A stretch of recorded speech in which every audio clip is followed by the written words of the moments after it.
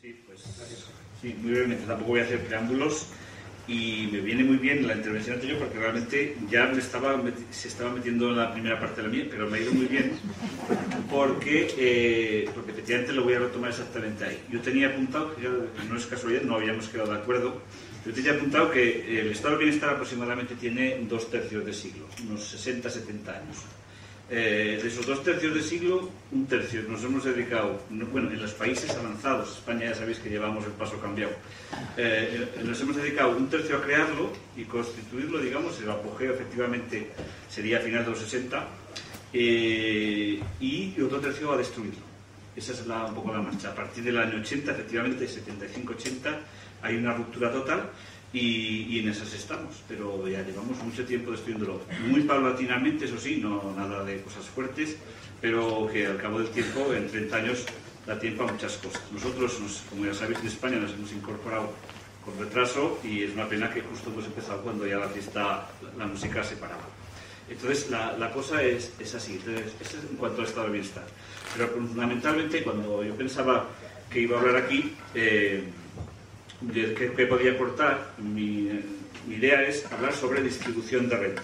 Como la distribución de renta, vais a ver que sigue un proceso muy mimético a este proceso del estado de bienestar. Van por ahí los tiros. Entonces, hay 3 dimensiones a la hora de hablar de la distribución de renta. La distribución de renta es cómo se reparte la tarta, cómo se reparte lo que producimos entre la gente, inicialmente a través de salarios y beneficios, y posteriormente a través de la redistribución, a través de impuestos y subvenciones, y sobre todo en especie, porque el estado de bienestar, no olvidemos que es una redistribución en especie. Nosotros pagamos unos impuestos, una serie de cosas, y el Estado nos lo devuelve en forma de, básicamente, 2 cosas, pues 3, sería pensiones, sanidad y educación. Y esta es la forma en la cual el grueso de la gente, digamos, que mantiene unos niveles económicos y generales pues dignos. Ese sería un poco, ya no me atrevo a decir contrato social, vamos a llamarle contrato social implícito tácito o estado social, o como queréis. Entonces las 3 dimensiones que quería hablar yo son, primero, en cuanto al espacio y el tiempo. La dimensión de la distribución de la renta a nivel mundial, a nivel global, entre países, también, curiosamente, sigue una evolución hasta los 75-80 y después otra. Hasta los 75-80 lo que observamos es que entre los países ricos, llamados ricos, y los países pobres o en vías de desarrollo, había una divergencia cada vez mayor. Cada vez las diferencias eran mayores. Pero desde los 80, con la globalización, hemos observado que esas divergencias empezaban a disminuir porque daos cuenta que los chinos y los indios son mucha gente. Y entonces, cada vez que decimos que la distribución de renta a nivel mundial es penosa, siempre nos salen gente diciendo, sí, pero ten en cuenta que ahora los chinos están mejorando, ten en cuenta que los hindúes... Entonces está... bueno, efectivamente hay cierta convergencia post-1980 a través de la globalización. De qué manera todos somos conscientes. Eso es entre países.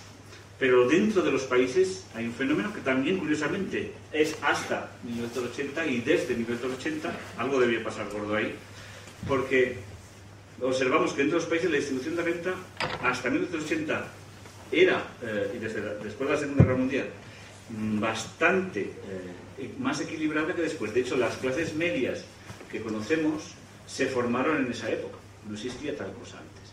Y fue consecuencia del pacto, o como le queráis llamar, posguerra. Y eso es hasta 1980. Pero desde entonces lo que observamos es una divergencia cada vez mayor. Es verdad que a unos ritmos pequeños, pero claro, en 3 décadas es enorme. Hasta hace aproximadamente 5 o 10 años, cuando decías estas cosas, te decían, pero eso tiene su justificación.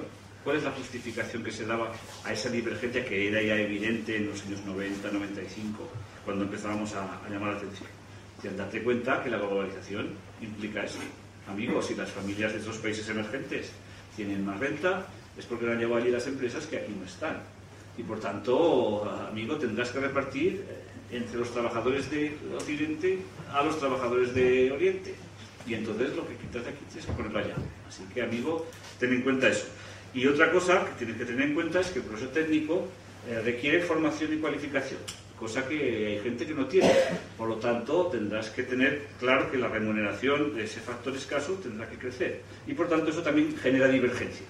Entonces ellos se montan una película en la cual la sociedad se divide en 2, se llaman el 80-20. El 80% la gente sin cualificación que tiene que aguantarse perder un poder adquisitivo más bajo o mantenerlo a duras penas, y un 20% que le va bien, bien sea por cualificación o porque es muy listo y muy emprendedor y todas esas cosas, metodologías neoliberales. Bien, muy bien. Entonces, ahí tenían ya hasta los 90, 95 por ahí, esa era la contestación que te daban y no permitían ningún tipo de discusión posterior. Pero lo que ha pasado, que desde entonces los datos han empezado a aparecer y la divergencia es brutal. Es tan gorda, que ahora mismo ya hasta la gente más reaccionaria pues habría que reconocer que es así.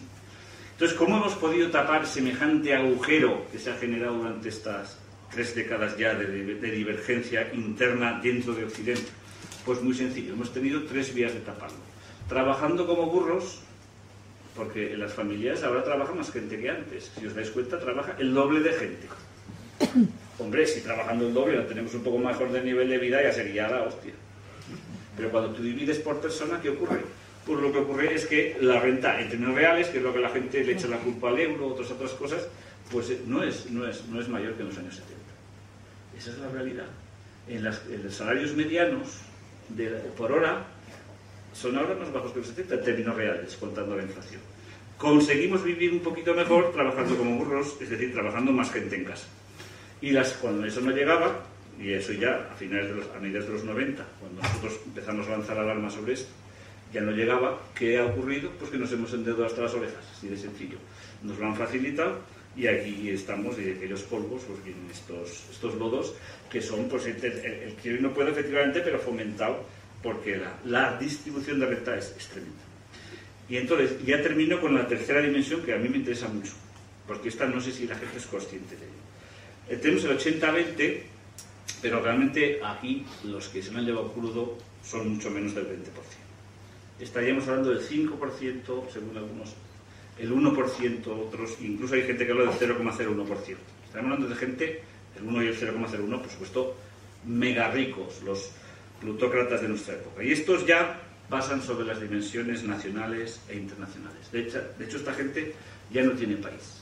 Pueden estar nacionalizados, algún pasaporte tendrán, pero normalmente suelen pasar el verano en sitios cálidos, el invierno en estaciones de esquí, y la verdad es que les importa 3 pepinos lo que pase en los países supuestamente de origen. Y esta gente son las que están ahí ahora y se lo han llevado crudo absolutamente todo, y estamos hablando de rentas del capital, pero también de rentas supuestamente salariales. O sea que no es una cuestión ya de nuestros plutócratas de los años 20, que ya como decía antes Francisco, son los que estuvieron a punto de llevarnos y nos llevaron de hecho a lo que pasó, pero son en comparación mucha más gente, pero sigue siendo un porcentaje de la población pequeño. Pasa que el poder que tienen ahora es relativo, yo creo que incluso mayor que el que tenía entonces, aunque eso ya pues igual el debate lo podemos hablar. Entonces el asunto está en que el pacto, contrato o lo que se quiera, estado social, lo que sea, sí que hubo un momento que parece ser que funcionó, y ahora, pues por las circunstancias que sean, está roto totalmente. Porque claro, la otra amortiguador que hemos utilizado era el estado del bienestar. El estado del bienestar también ha estado cubriendo un poco el hueco ese. Y la verdad es que mucha gente de la clase media no ha sido consciente de eso, pero realmente cubría muchísimo. Y desgraciadamente se van a dar cuenta ahora cuando desaparezca esa manta, verán el frío que hace fuera. Y entonces en esas estamos, tirando de la manta, pero que es una manta que se ha tenido que poner porque realmente estábamos en pelotas. Esa es la circunstancia. ¿Y cómo nos hemos quedado en esa circunstancia? Pues por un proceso lento, muy lento, que no viene de ahora, sino que viene de mediados de los años 70, de distribución de renta en sentido inverso.